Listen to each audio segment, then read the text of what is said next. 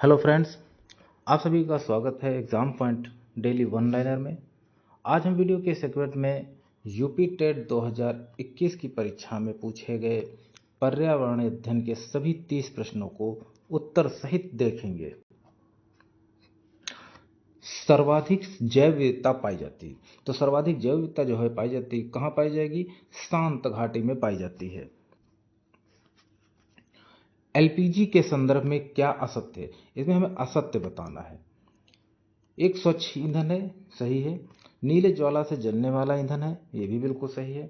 ऊष्मीयमान है उच्च, ये भी सही है। तो ये मीथेन उत्सर्जन करने वाला है? नहीं, ये मीथेन उत्सर्जन करने वाला नहीं है। यही हमारा उत्तर सही होगा। अगला प्रश्न, पारिस्थितिकी तंत्र के घटक हैं। तो पारिस्थितिक तंत्र के घटक कौन कौन से होते हैं? जैविक और अजैविक पदार्थ दोनों ही इसके घटक होते हैं। उत्तर हमारा डी सही होगा।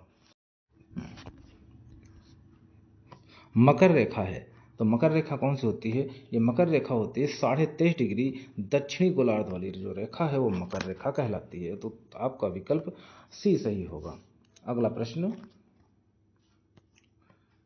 इकोसिस्टम शब्द का प्रयोग सर्वप्रथम किसने किया? तो इकोसिस्टम का शब्द का प्रयोग सबसे पहले किसने किया? टांसले ने किया। Doctor AG. टांसले ने किया था। विकल्प डी सही होगा। अगला प्रश्न, निम्न में से कहाँ आर्सेनिक द्वारा जल प्रदूषण सर्वाधिक है? तो कहाँ है सबसे ज़्यादा आर्सेनिक का जो प्रदूषण है वो है पश्चिम बंगाल में, इसलिए विकल्प हमारा बी सही होगा। अगला प्रश्न, भारत में पश्चिमी घाट के दक्कन शुष्क हैं। क्यों शुष्क हैं? क्योंकि वहाँ रैन शेडो प्रभाव है, इसलिए वहाँ पर दक्कन शुष्क है। अगला प्रश्न, वन्यजीव सुरक्षा अधिनियम ये पारित किया गया था, कब पारित किया गया था? तो यह जो है 1972 में पारित किया गया था। विकल्प सी सही होगा। अगला प्रश्न, वायुमंडल की ऊपरी सीमा पर प्रति इकाई क्षेत्र में प्राप्त होने वाली सौर विकिरण कहलाती है। तो क्या कहलाती है? वो सौर स्थिरांक कहलाती है। विकल्प हमारा सी सही होगा। अगला प्रश्न, देश के किस देश के संविधान से मौलिक कर्तव्य लिया गया है? तो मूल कर्तव्य कहाँ से लिए गए हैं? तो मूल कर्तव्य जो लिए गए हैं वो रूस से लिए गए हैं। तो विकल्प हमारा यूएसएसआर सही होगा। विकल्प बी। पहले रूस को यूएसएसआर के नाम से जानते थे, अब उसे हम रशिया या रूस के नाम से जानते हैं। विकल्प हमारा बी सही होगा। अगला प्रश्न, घास भूमि क्षेत्र के पारतंत्र के खाद्य श्रृंखला से में सबसे उच्च स्तर का उपभोक्ता होता है। सबसे उच्च स्तर का उपभोक्ता कौन सा होता है? वो मांसाहारी होता है। ये विकल्प हमारा डी सही होगा। अगला प्रश्न, वायुमंडल का प्रमुख स्तर जो पृथ्वी के सबसे पास होता है वो कौन सा होता है? वो होता है क्षोभ मंडल। विकल्प हमारा डी सही होगा। अगला प्रश्न, भारतीय संसद द्वारा जैव विविधता अधिनियम पारित किया गया था। तो ये कब पारित किया गया था? जैव विविधता अधिनियम जो है 2002 में पारित किया गया, 11 दिसंबर 2002 को। विकल्प हमारा बी सही होगा। अगला प्रश्न, निम्नलिखित में से कौन सी कृषि करने की प्रक्रिया पर्यावरण संरक्षण में सहायक होती है? तो कौन सी होती है? सबसे अच्छी होती है जैविक खेती, जो पर्यावरण के लिए बिल्कुल सहायक होती है। विकल्प हमारा बी सही होगा।